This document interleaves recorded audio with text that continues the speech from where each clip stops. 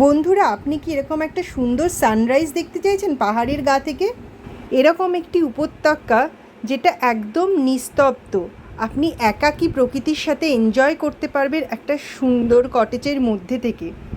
সেরকম কিছু খুঁজছেন? তাহলে অবশ্যই এই ভিডিওটাকে এন্ড অবধি দেখুন। আজকে বলবো একটা উড়িষ্যার অফবিট ডেস্টিনেশনের কথা, যার নাম হচ্ছে কি মন্দাসারু। মন্দাসারুকে বলা হয় হচ্ছে ওড়িশার সাইলেন্ট ভ্যালি। কেন সাইলেন্ট ভ্যালি বলে সেটা জানবার জন্য অবশ্যই আপনাকে এখানে এসে একটা দিন থাকতেই হবে। এই মন্দাসারু হচ্ছে কি ফুলবনি ডিস্ট্রিক্টের একটি জায়গা, কিন্তু এই জায়গাটি অ্যাকচুয়ালি দারিংবাড়ির কাছে। আজকাল দারিংবাড়ি ওড়িশার খুব পপুলার ডেস্টিনেশন, কিন্তু যারা দারিংবাড়ি আসছেন তাদেরকে আমি সাজেস্ট করব দারিংবাড়ি থেকে মন্দাসুরু এসে ঘুরে ফিরে না গিয়ে আপনি মন্দাসুরুতেই একটা রাত কাটান, তাহলে অবশ্যই আপনার মন্দাসারু সম্পর্কে ভিউ চেঞ্জ হয়ে যাবে। এবং এই জায়গাটা দারিংবাড়ির চেয়ে ফার ফার বেটার, কারণ এখানে লোক সংখ্যা খুবই কম এবং জায়গাটা খুবই খুবই সুন্দর।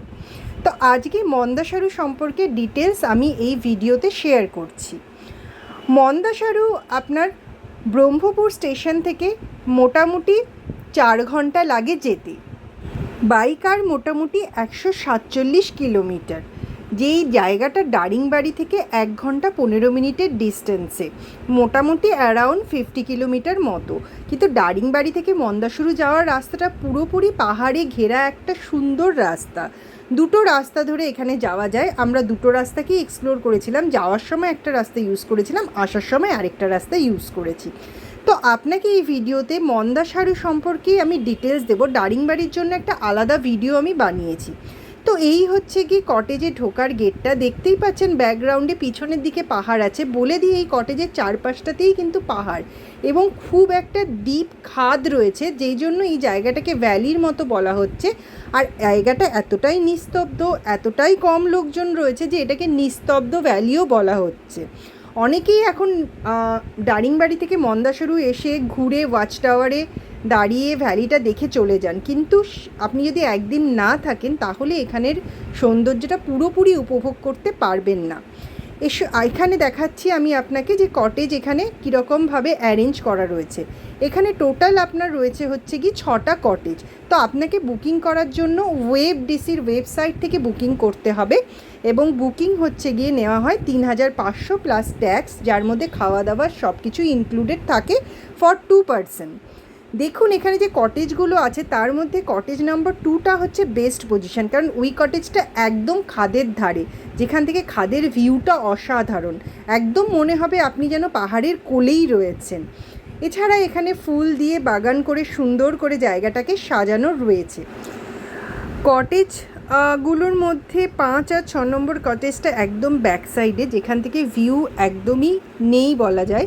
তো সেই জন্য আপনি যখন এখানে আসবেন তখন চেষ্টা করবেন কটেজ নাম্বার 2, 3 আর 4 এই 3টে কটেজ নেবার।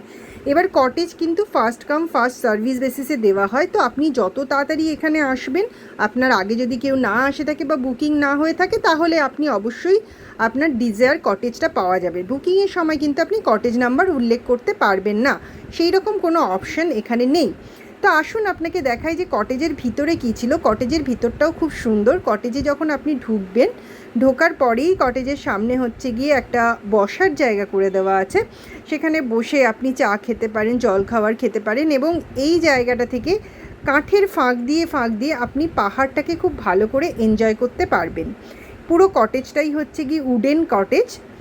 আর আমরা যেহেতু শীতকালে গেছিলাম, তো সেই জন্য প্রচণ্ড ঠান্ডা ছিল সেই সময়। তো কটেজের এই বাইরের জায়গাটা যেহেতু চারপাশটা খোলা, বেশ ঠান্ডা লাগে রাত্রিবেলায় এখানে। এরপর আপনাকে দেখাচ্ছি কটেজের ভেতরটা। কটেজের ভেতরে এরকম একটা খাট রয়েছে এবং টেবিল আর চেয়ার দেওয়া আছে। ওয়েবডিসির কটেজগুলোতে কিন্তু টিভি থাকে না, আপনাদেরকে আগেই বলে দিই, কারণ হচ্ছে গিয়ে ওনারা বিশ্বাস করেন যে আপনি প্রকৃতির সাথে ম্যাক্সিমাম টাইম কাটাবেন। এটা ওখানের লোকজনের সাথে আমি কথা বলে জেনেছি। তো সেই জন্য কটেজে এন্টারটেনমেন্ট বলে টিভি বলে আলাদা কোনো বস্তু এখানে নেই। কটেজের ভেতরের দিকে আরেকটা রুম রয়েছে, যেটাকে আপনি ড্রেসিং রুম হিসাবে ইউজ করতে পারবেন, এবং তারপরে ওয়াশরুম রয়েছে, এবং ভীষণই নিট অ্যান্ড ক্লিন সব কিছু, এই নিয়ে কোনো অসুবিধা নেই। এখানে আপনি বাইরে খোলা জায়গায় বসে ব্রেকফাস্ট করতে পারেন, অথবা আপনি ঘরে নিয়ে গিয়েও ব্রেকফাস্ট করতে পারেন। ওই দিকে দেখুন ওয়াচ টাওয়ারের সিঁড়ি রয়েছে, সেই ওয়াচ টাওয়ারের ওপর থেকে সানরাইজটা আপনাকে দেখতে হবে সকালবেলা, যেটা অসাধারণ। এক কথায় যাকে বলে দারুণ, মানে আপনার এতটাই ভালো লাগবে, এতটাই ভালো লাগবে।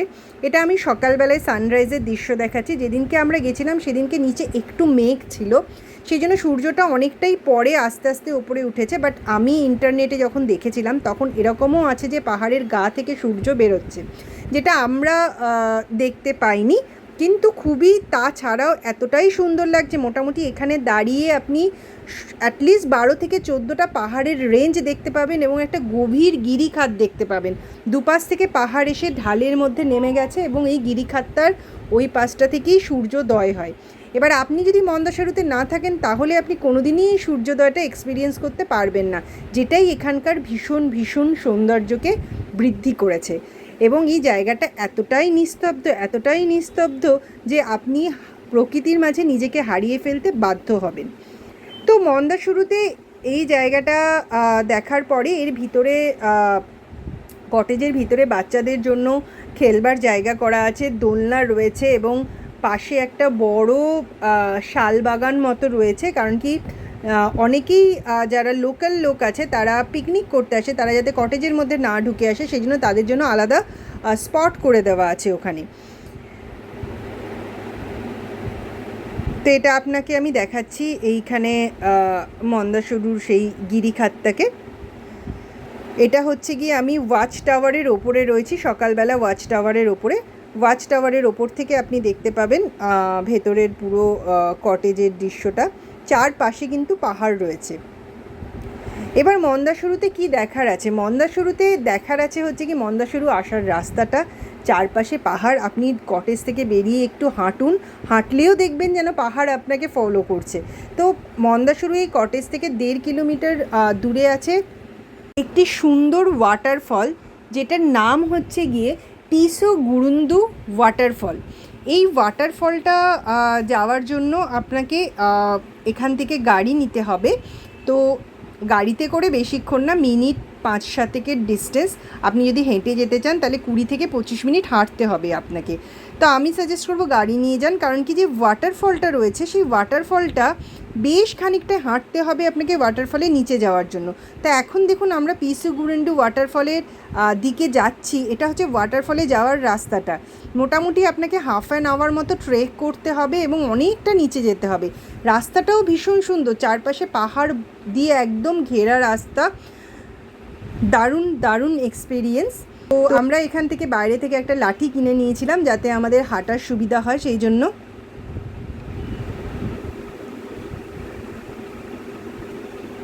তো এই রাস্তাটা মোটামুটি শীতকাল না হলে আপনি যেতে পারবেন না, কারণ কি বর্ষাকালে যদি আপনি ওয়াটারফলে কাঁচ অবধি যেতে চান তাহলে খুবই অসুবিধাজনক, কারণ কি রাস্তাটা বাঁধানো নয়।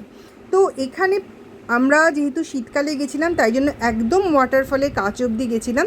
এটা হচ্ছে কি ওয়াটারফলটা, যেটা আমরা নিচে অনেকটা নেমে এসেছি। আপনাকে দেখাচ্ছি আমরা কোন রাস্তা দিয়ে নিচে নেমে এসেছি। ওয়াটারফলটা অনেক উঁচু থেকে পড়ছে, এটা একদম নিচের দৃশ্য আপনারা দেখতে পাচ্ছেন ওয়াটারফলের কাছে।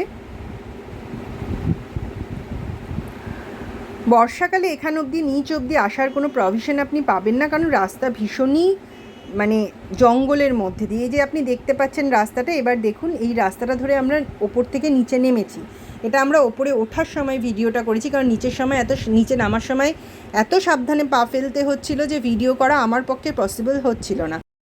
এছাড়াও আপনি ওয়াটারফলটাকে দূর থেকে দেখতে পাবেন, তার জন্য একটা ওয়াচ টাওয়ার করে দেওয়া আছে। সেটা একটু লেফট হ্যান্ড সাইডে, এই পার্কটার ভেতরে এন্টার করার পর লেফট হ্যান্ড সাইডে আপনি একটা রাস্তা দেখবেন, যেটা থেকে আপনি ওয়াচ টাওয়ার থেকে ওয়াটারফলটাকে ভিজিট করতে পারবেন। তো এই দেখুন দূর থেকে ওয়াটারফলের ভিউটা, এটা নিচে আমরা গেছিলাম একদম। এখন বুঝতে পারছেন যে আমরা কতটা নিচে নেমেছিলাম ওয়াটারফলের কাছে যাওয়ার জন্য। দূর থেকে ভিউটাও অসাধারণ। আপনারা চাইলে এই ওয়াচ টাওয়ার থেকে ওয়াটারফলটা দেখতে পারেন, কিন্তু ওয়াচ টাওয়ারে আসবার জন্য আপনাকে মোটামুটি 100-150টা সিঁড়ি ভাঙতে হবে, কিন্তু এই 100-150টা সিঁড়ি বাঁধানো, তাই জন্য আমার মনে হয় ওয়াচ টাওয়ারে আসতে আপনার অতটা অসুবিধা হবে না। এবং আমি বলবো মন্দাসুরু আসলে অবশ্যই এই জায়গাটাতে আসুন, এই জায়গাটা অসম্ভব সুন্দর এবং এখানটা কিছুক্ষণ সময় কাটিয়ে আপনি ফিরে যান। এটা হচ্ছে গিয়ে পুরো ওয়াচ টাওয়ারের চারপাশে যে পাহাড়ি ভিউটা সেটা আপনাকে দেখাচ্ছি। চারপাশটা হচ্ছে গিয়ে 360 ডিগ্রি পাহাড় দিয়ে একদম ঘেরা। তো আমরা এই ওয়াটারফলটা দেখার পরে এই ওয়াটারফল থেকে বেরিয়ে আমরা তারপরে কিছুক্ষণ এখানে আশেপাশের রাস্তায় হাঁটি, কারণ কি রাস্তাটাও ভীষণ সুন্দর, এবং তারপরে আমরা দারিংবাড়ির উদ্দেশ্যে রওনা দিই। তো এই মন্দাসুরু আসার জন্য আপনাকে গাড়ি ভাড়া দিতে হবে ব্রহ্মপুর থেকে, মোটামুটি 4000 টাকা মতো নেবে। গাড়ি 1 নাইট স্টে করবে এবং গাড়ি আপনাকে দারিংবাড়িতে ড্রপ করে দেবে। এর জন্য আমাদের 4000 লেগেছিল। তো দারিংবাড়ির যে আমরা ঘুরেছি বা সাইট সিন করছি বা থেকেছি সেটা নিয়ে আমি একটা অন্য ভিডিও বানিয়েছি, সেই ভিডিওতে আমি ডিটেলস দেবো। কিন্তু আমার সাজেশন, যারা দারিংবাড়ি আসছেন তারা অবশ্যই 1 নাইট স্টে মন্দাসুরুতে করুন। কথা দিলাম যে এই প্রাকৃতিক দৃশ্য আপনার ভীষণ ভীষণ ভালো লাগবে। ভিডিওটা যদি ভালো লেগে থাকে তাহলে অবশ্যই চ্যানেলটা সাবস্ক্রাইব করে দেবেন। ধন্যবাদ।